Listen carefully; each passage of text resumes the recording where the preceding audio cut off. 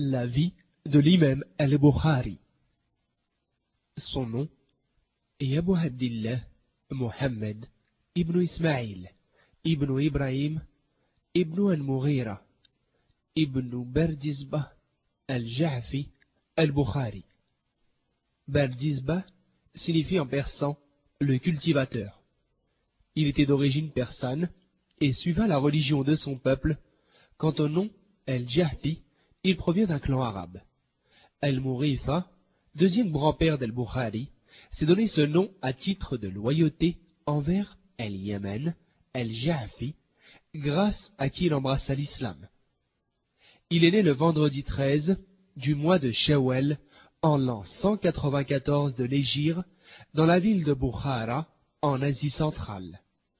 Ismaïl, le père d'Al-Bukhari, était aussi un connaisseur du hadith. Il a lui-même rencontré Hamad ibn Zayd, Abdullah al-Mubarak et Malik ibn Anas, dont il transmettait des hadiths. Al-Bukhari a été élevé par sa mère. Dès son enfance, il a été orphelin de père et il perdit sa vue, puis la retrouva. Son père, après sa mort, lui laissa une fortune considérable dont il se servit pour se donner entièrement à la science. À 16 ans, il accomplit le pèlerinage avec sa mère et son frère, mais par la suite, il ne regagna pas son pays. Il séjourna à la Mecque pour acquérir de la science. À cette époque, il connaissait déjà les ouvrages de Ibn al-Mubarak et de Waqi' par cœur. Dès son enfance, avant même d'atteindre l'âge de la puberté, il témoignait d'une capacité remarquable à apprendre par cœur. À 11 ans, il corrigeait son professeur. Mohammed ibn Abi Hatim raconte de lui: j'allais chez Al-Dakhiri et d'autres, et un jour, parmi ce qu'il lisait aux gens, il dit: Sofiane rapporte de Abi Zubayr, qui rapporte de Ibrahim. Alors je dis: certes, Abu Zubayr ne rapporte pas d'après Ibrahim. Et il me repoussa. Alors je lui dis: retourne au livre d'origine si tu l'as.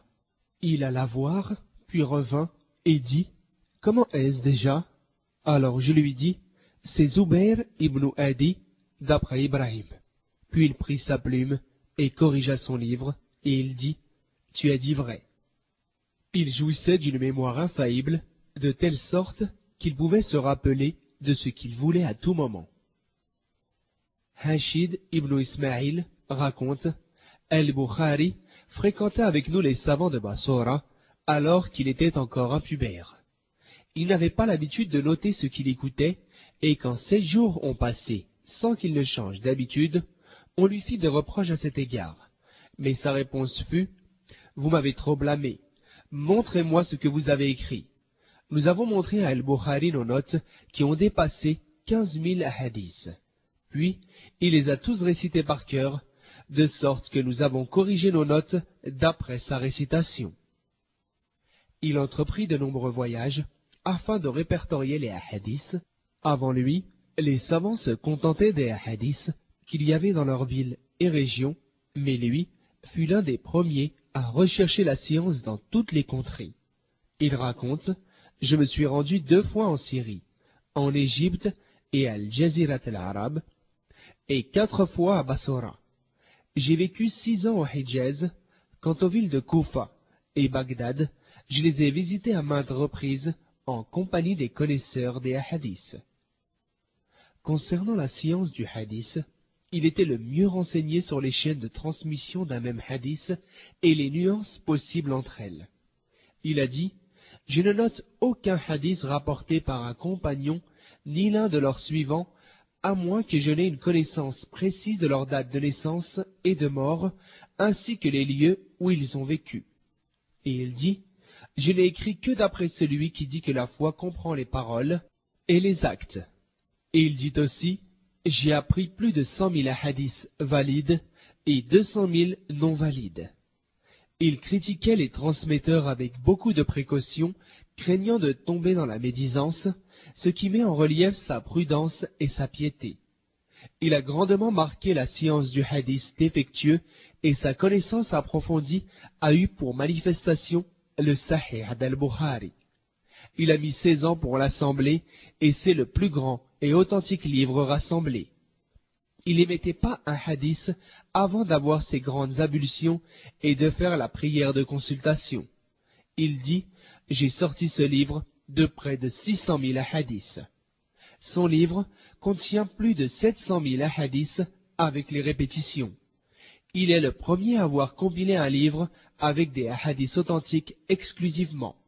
Nombreux sont ceux qui ont commenté ce livre, plus de 80, mais le meilleur des commentaires reste celui d'Al-Hafid Ahmed ibn Ali ibn Hajar al-Asqalani, Abu al-Fadl, mort en 852 de l'Hégire, qui mit 25 ans pour terminer son œuvre de 817 à 842 de l'Hégire. Et lorsque l'on demanda au savant Al-Shawkani de faire un commentaire de Sahih al-Bukhari, il dit « Il n'y a pas d'émigration après la conquête ». Il était aussi un grand exégèse, un linguistique, un juriste, etc. Cet intérêt se manifeste dans un de ses ouvrages, La grande exégèse. C'était un pionnier dans le domaine de l'histoire et des biographies. À 18 ans, il a rédigé Questions des compagnons et des suivants, puis l'histoire. La grande histoire mentionne toutes les personnes passées pour maîtres de la science. Quant à l'histoire médiane et la petite histoire, il révèle la connaissance des biographies et des événements célèbres.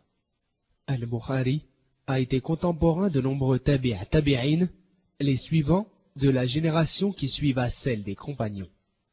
Il a rapporté des hadiths selon eux, et il eut plus de 1000 professeurs. Parmi eux, on compte Ahmed ibn Hanbal et beaucoup d'autres. Ibn Hajar précise que Al-Bukhari eut 5 sortes de professeurs.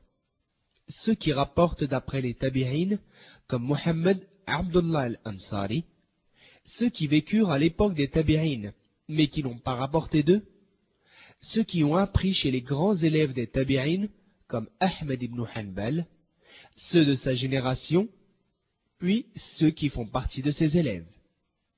Il a tenu, dans la plupart des pays qu'il a visités, des assemblées d'enseignement au cours desquelles il dictait des hadiths et auxquels participaient les érudits, les juristes et beaucoup d'autres. Parmi ses disciples, on peut citer l'imam Ibn Isa al-Tirmidhi, 210-279 de l'Hégire, Abu Daoud, 230-316 de l'Hégire, l'imam Abu al-Hussein Muslim, 204-261 de l'Hégire. Enfin, l'imam al-Bukhari n'était pas à l'abri des épreuves auxquelles sont souvent exposés les pieux. Il a été calomnié, persécuté, expulsé, etc. Il est mort la veille de la fête de la rupture du jeûne en l'an 256 de l'Hégire, à 13 jours de ses 63 ans, qu'Allah le prenne dans sa miséricorde.